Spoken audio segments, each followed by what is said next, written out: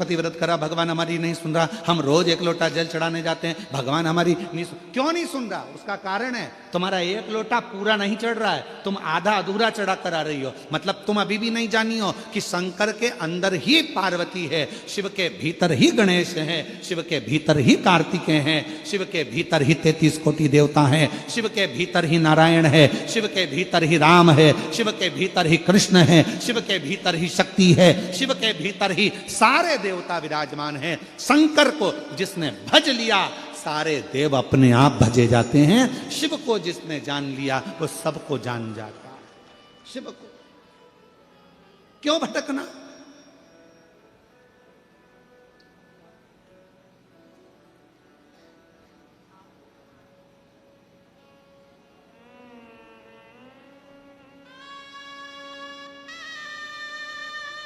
क्यों भटकना?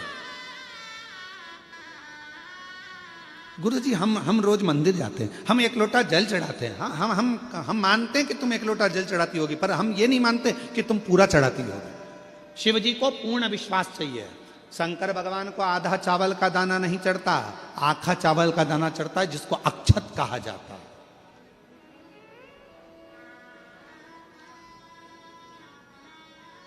चावल को चावल कहा जाता है, पकने के बाद भात कहा जाता है, पर जब हम पूर्ण एक चावल का दाना यदि शिव जी को समर्पित करते हैं तो उसको अक्षत पूर्ण कहा जाता है।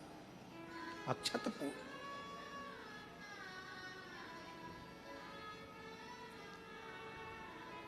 और यह बात पूरे जनमानस तक पहुंचाना आपकी जवाबदारी है।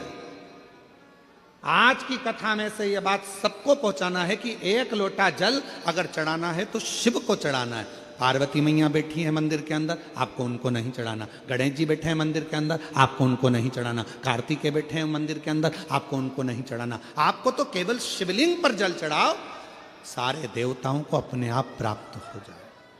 अब हम क्या कर रहे हैं?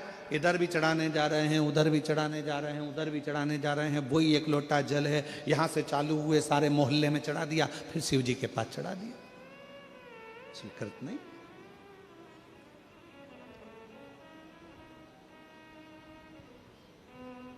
आडंबर में नहीं पड़ना, ढोंग ढकोसले में नहीं जाना, किसी भी आडंबर में जाने की जरूरत नहीं है। एक लोटा जल, जम के बोलो, सारी समस्या का। अब तुम जो आधा अधूरा चढ़ा रही उसका क्या करें? उसका करें क्या? तुम बताओ, उसका हिसाब क्या कैसे लगाया जाए? और ईमानदारी से बोलना, दिल पे हाथ रख के गलती तो करी है। पता आज तुम चुपचाप बैठे हो, चुप बैठे हो, जरूर कोई बात है। चुप बैठे हो मतलब जरूर, हाँ महाराज जी गलती करी, हम गए मंदिर में, हमने यहाँ भी चढ़ाया, वहाँ भी चढ़ाया, वहाँ भी चढ़ाया, शिव जी को चढ़ाया। लोटा एक ही था, पानी भी एक ही लोटा था, पर उसमें से हम सब दूर चढ़ा दिए। गलती। और हम कह रहे हैं बाबा सुन नहीं रहा, बाबा सुन नहीं रहा। अरे ध्यान रखो, पति पत्नी से फोन पर जब बात करता है और पत्नी अगर कहीं पर भी अपनी मन को लगा कर रखती है, या पति अपने मन को यहां वहां दुकान पर लगा कर रखता है, तो पत्नी बात करते करते भी फोन पर कह देती तुम्हारा दिमाग ठिकाने है? बोलो बोलो, सही है कि गलत है? पत्नी फोन पे बात कर रही है मायके से, और पति बात कर रहा है, और वो दुकान पर तुम बैठे थे और तुम्हारा ध्यान ग्राहक में भी है, काम में भी है, इसमें भी है, उसमें भी है, लैपटॉप पर लगा है। पत्नी फोन पे बात कर रही, तो आखिरी में पत्नी कह देती है मैं रात को बात कर लूंगी, तुम्हें जो काम करना है कर लो, मैं जानती हूँ तुम्हारे पास बात करने की फुर्सत नहीं है मेरे लिए, मैं जानती हूँ तुम्हारा दिल नहीं है मेरे से बात करने का, तुम्हारा मन नहीं है मेरे बात करने का। बोलो ईमानदारी से, लड़ाई होती कि नहीं होती? झगड़ा होता है कि नहीं होता? इसी बात पे झगड़ा होता है कि कम से कम मेरे से 10 मिनट बात कर रहे हो, दिन भर बात नहीं कर रहे हो, 15 मिनट भी बात नहीं कर रहे हो, कम से कम 5 मिनट बात कर रहे हो, तो कम से कम मेरे होकर तो बात करो। मेरे से बात करना है तो जितनी देर मुझसे बात कर रहे हो मेरे तो हो जाओ। उसी तरह अगर तुम एक लोटा जल लेकर जा रहे हो तो सबके क्यों हो रहे हो? एक के तो हो जाओ, और एक के हो गए तो सबके हो गए।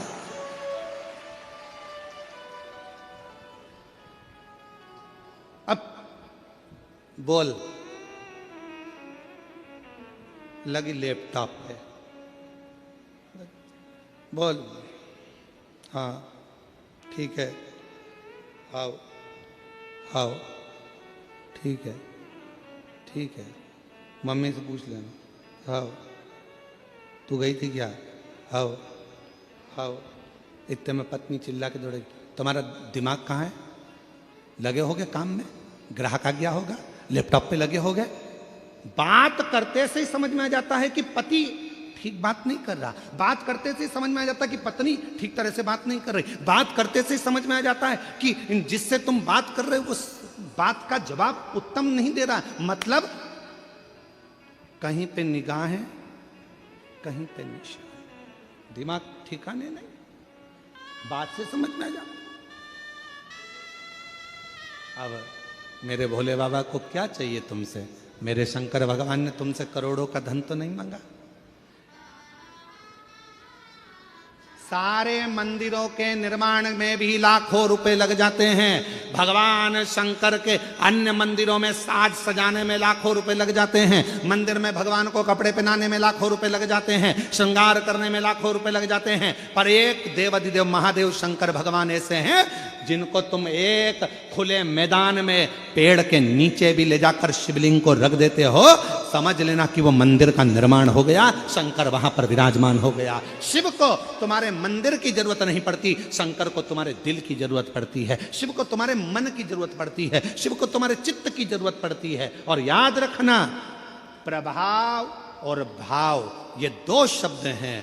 प्रभाव से दुनिया तुम्हारी हो सकती है, प्रभाव से सारे सेलिब्रिटी तुम्हारे हो सकते हैं, प्रभाव से सारे तुम्हारे हो सकते हैं, पर भाव से कोई तुम्हारा नहीं हो सकता। भाव तो केवल परमात्मा को तुम्हारे पास में लेकर आता है, भाव भगवान को तुम्हारे पास में लेकर आता है। प्रभाव चाहे धन का हो, सत्ता का हो, वैभव का हो, कुर्सी का हो, तुम्हारा प्रभाव जितना होगा सब तुम्हारे हो जाएंगे। पैसे वाले भी तुम्हारे हो जाएंगे, करोड़पति भी तुम्हारे हो जाएंगे, सेलिब्रिटी भी तुम्हारे हो जाएंगे, सब तुम्हारे आएंगे। तुम्हारा प्रभाव अर्थात तुम्हारा बल देखकर, तुम्हारा प्रभाव देखकर, प्रभाव देखकर सेलिब्रिटी आ सकते हैं, प्रभाव देखकर धन वाले आ सकते हैं, प्रभाव देखकर दुनिया आ सकती है, पर प्रभाव देखकर कभी मेरा शंकर तुम्हारे पास नहीं आएगा। मेरा शंकर तो केवल तुम्हारे भाव देखकर तुम्हारे पास आता है। निर्मल मन सो मोहि भावा। भगवान भाव देखते हैं, निर्मल मन देखते हैं, निर्मल चित्त देखते हैं, निर्मल स्वभाव देखते हैं, वो प्रभाव नहीं देखते। वो प्रभाव नहीं देखता, वो भाव देखता है। कितना भाव था विदुर जी का, कितना भाव था विदुर जी का? दुर्योधन के घर के 56 भोग छोड़ दिए मेरे भगवान ने। कहां गए? जम के बोलो, विदुर जी के घर। विदुर नहीं थे घर विदुरायन, दरवाजा बजाया, जैसे ही दरवाजा खुला विदुरायन ने जो भगवान को देखा सुध भूल गई। पति रोज कहते थे कि भगवान द्वारकानाथ आएंगे, आज अचानक आ गए, अचानक खोल दिया दरवाजा, अंदर प्रवेश। विदुरायन भगवान से बोलती है, मैं तुम्हारे बैठने के लिए पलंग बिछाती हूं। पलंग बिछाया, नया बनवाया था विदुर जी ने भगवान को बिठाने के लिए कि भगवान एक ना एक दिन आएंगे, पर विदुरायन को नहीं समझ में आया कि ये पलंग कौन सा बिछा रही हूं। नया पलंग पास में खड़ा रह गया, और जिस पलंग की रस्सी को, निवाड़ को चूहे ने 14 जगह से काट दिया था, जिसकी रस्सी पूरी कटी हुई थी खटिया की, पलंग की, वो पलंग विदुरानी ने बिछा दिया। भगवान से कहती है, भगवान बैठो। भगवान कहने लगे, इस पे बैठो? हाँ, तुम्हारे लिए नया बनवाया है। भगवान द्वारकानाथ ने सोचा, नया ऐसा है तो पुराना कैसा होगा? अगर नया ऐसा है तो पुराना कैसा होगा? बैठो प्रभु बैठो। भगवान 4 पाटी थी, बीच में रस्सी थी, आसपास लकड़ी थी, उस लकड़ी पर भगवान बैठ गए। विदुरानी बोली, ऐसे नहीं बैठो, अच्छे से बैठो जरा। भगवान जैसे ही अंदर खस के, नीचे की पूरी रस्सी टूट गई, भगवान अंदर फंस गए। पांव उधर, भगवान इधर, बीच में फंसे पड़े।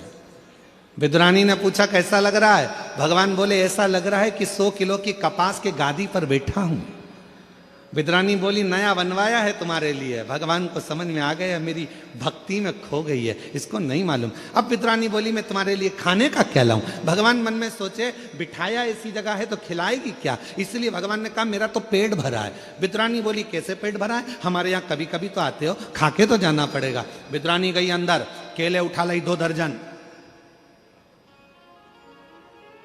बैठ गई भगवान के चरणों में।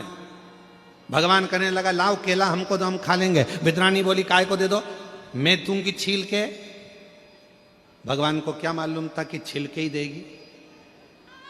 केला छीलती जाए, गिरी फेंकती जाए, छिलका भगवान को देती जाए। भगवान बोले ये क्या है? विद्रानी बोली केला। तो भगवान बोले वो नीचे पड़ा वो क्या है? तो क्या छिलका। भगवान बोले तुम्हारे यहाँ उल्टा खाते हैं क्या? विद्रानी बोली तुम्हारे यहाँ कैसे खाते हैं? और दूसरी डिजाइन से खाते हैं, जल्दी लिखाओ। भगवान छिलका खाने लगे और केले का छिलका जब भगवान ने 2, 4, 5 केले के छिलके खा लिए, पेट भरा गया। विद्रानी बोली नहीं नहीं और खाना पड़ेगा। भगवान बोले सब मैं खा जाऊंगा तो तुम दोनों क्या खाओगे? इतने में विद्रानी बोली जो नीचे पड़ा है वो हम दोनों खा लेंगे, जो नीचे पड़ा है वो हम खा।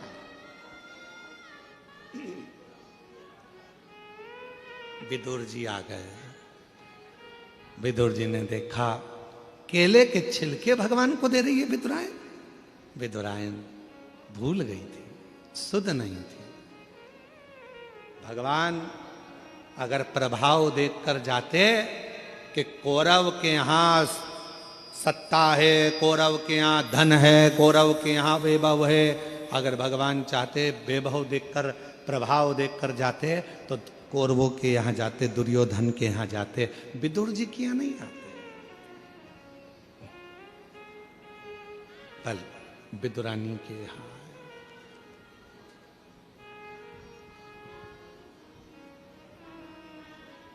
आए उसके यहाँ और भक्तों के घर भी सांवरे आते रहा करो, दर्शन के नैन बावरे दर्शन दिया करो। कहते हैं प्रेम से प्रभु छिलके भी खा गए, कहते हैं प्रेम से प्रभु छिलके भी खा गए, कहते हैं प्रेम से प्रभु छिलके भी खा गए। शबरी के झूठे बेर खाते रहा करो, शबरी के झूठे बेर खाते रहा करो। दर्शन के नैन बावरे दर्शन दिया करो, दर्शन के नैन बावरे दर्शन दिया करो। भक्तों के घर सावरे आते रहा करो, दर्शन के नैन बावरे दर्शन दिया करो। प्रेम भाव सच्ची भक्ति श्रद्धा शिव स्वीकार करते, प्रभाव नहीं।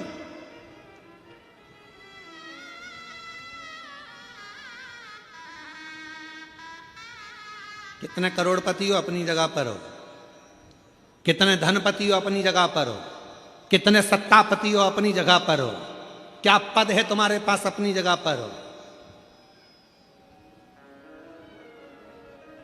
मेरी जीजी, मेरे जीजा, मेरी बेटियों बेटाओं, मेरे बुजुर्ग माँ बाप, याद रखना अपने आप को कभी किसी से हल्का मत समझना, कभी नहीं।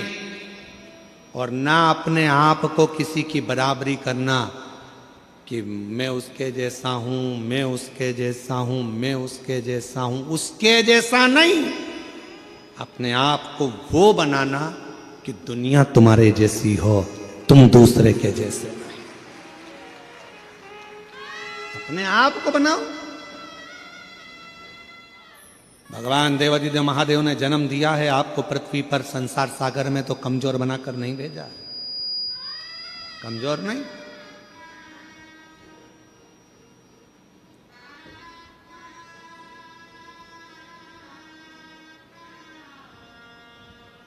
एक पति ने अपनी पत्नी से पूछा कि तू मेरे लिए क्या कर सकती है।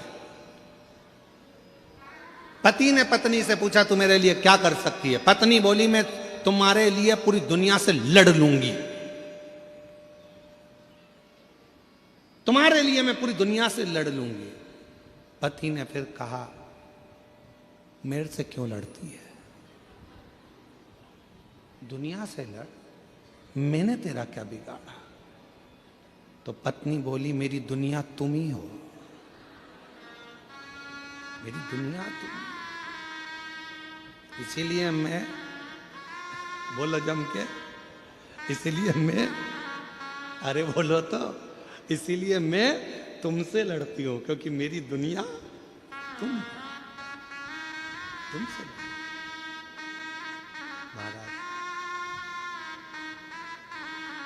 महाराज भगवान शिव की अविरल भक्ति कहती है, भगवान शंकर का भजन कहता है, शिव तत्व कहता है। शंकर भगवान की अविरल कथा कहती है शिव को तुम प्रभाव से नहीं रिझा सकते, शिव को तुम दिखावे से नहीं रिझा सकते, शिव को तुम ढोंग और ढकोसले से नहीं रिझा सकते। शिव को तुम बहुत बाल बढ़ा लो, चंदन लगा लो, माला पहन लो, कपड़े बदल लो, ये बदल लो, वो बदल लो, कपड़े बदलने से भी शिव नहीं मिल सकता। शंकर भगवान को पाने के लिए कपड़ा बदलने की नहीं, कलेजा बदलने की जरूरत है। शिव तुम्हारे सामने आकर प्रकट हो जाए। माला मत पकड़ो, भले ना पकड़ना हो तो मत पकड़ो, पर अपने मन में सुविचारों को, अच्छी सोच को, अच्छी दृष्टि को पकड़ कर रखो। अच्छी सोच।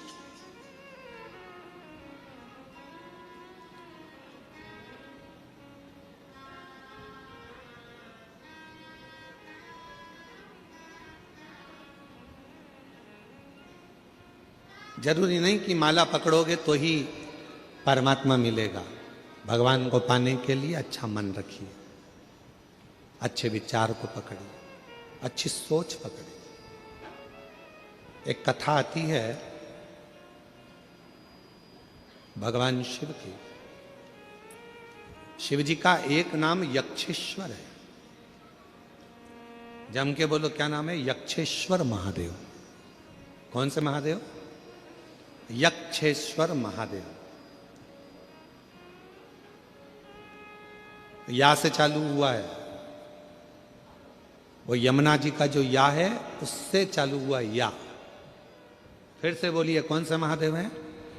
यक्षेश्वर महादेव। शिव का एक नाम है, भगवान शंकर का एक स्वरूप है यक्षेश्वर महादेव। भगवान शंकर कब प्रकट हुए? यक्षेश्वर रूप में। किस समय प्रकट हुए भगवान यक्षेश्वर स्वरूप में? कब आए भगवान? शिव महापुराण की कथा कहती है, एक बार शिव महापुराण की बड़ी सुंदर प्रसंग में वर्णन मिलता है कि एक बार वायुदेव को थोड़ा सा अहम आ गया और महाराज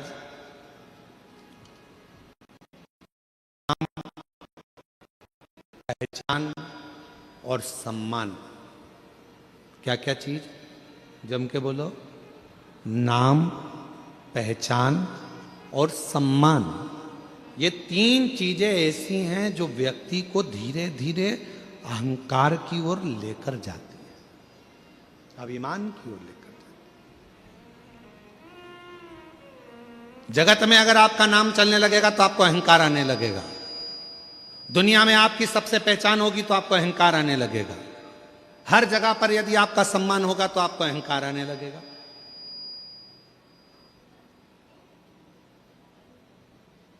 नाम भी अहंकार को खींचता है,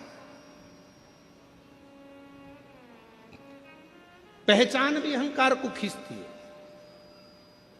और सम्मान भी अहंकार को खींचता है। आप बहुत नाम वाले हो गए ना तो धीरे धीरे, अरे तू मेरा नाम नहीं जानता, तू मुझे पहचानता नहीं है, मेरा यह नाम है, सारी दुनिया मेरे नाम को जानती है। दुर्ग के किसी कोने में बोल देना मेरा नाम, कोई भी जान जाएगा। मतलब अहंकार आ गया। फिर किसी ने कहा तुम पहचानते नहीं हो, मैं उनकी बहन हूं। तुम पहचानते नहीं हो, मैं उनका रिश्तेदार हूं। पहचान आ गई, मतलब अहंकार भीतर समाहित होने लगा। फिर आया सम्मान। आप लोगों को मालूम होगा शंकर भगवान के ससुर दक्ष प्रजापति का सिर क्यों कटा था? जरा सा सम्मान का भाव आ गया था। सभा लगी थी, उस सभा में सारे देवता बैठे थे, सब आ रहे थे, सबने प्रणाम करा दक्ष प्रजापति को, पर प्रणाम नहीं करा तो शिव जी ने नहीं करा। दक्ष प्रजापति को क्रोध आ गया। क्रोध। दक्ष प्रजापति को क्रोध आया और दक्ष प्रजापति ने क्रोध में आकर कहा, हे शिव, तुम मेरे दामाद होकर मेरे बेटी का विवाह तुम्हारे साथ हुआ है, तुम मेरे जमाई होते हो, तुम मेरे रिश्तेदार होते हो, और तुमने अपने ससुर का सम्मान नहीं करा, तुमने ससुर का सत्कार नहीं करा, तुमने अपने ससुर को प्रणाम नहीं करा। मैं तुझे श्राप देता हूं शंकर, शिव, तू शमशान में निवास करेगा। शंकर भगवान बड़े खुश हो गए, कोई बात नहीं, मैं शमशान में रहकर भी मस्त रहूंगा। मस्त। पार्वती जी को जरा बुरा लगा था कि हमारे पिताजी ने, सती को बुरा लगा था कि तुम्हारे पिताजी ने तुम्हें शमशान का निवास दे दिया। तो भगवान ने समझा दिया था कोई बात नहीं है। सती जी बोली थी शमशान में कौन आएगा अपन से मिलने, एक भी मिलने नहीं आएगा। शंकर भगवान बोले नहीं मिलने आएगा तो आखिरी में तो आएगा, और एक बार आ गया तो फिर जाएगा नहीं, वहीं रह जाएगा। और क्या चाहिए? कौन आएगा मिलने? अरे नहीं आएगा तो लोग बांध के लिए आएंगे, पर लाएंगे शमशान में। क्यों चिंता करती है? दक्ष प्रजापति के भीतर थोड़ा सा सम्मान का अहंकार आ गया था कि मुझे सबने प्रणाम करा पर शिव ने नहीं करा।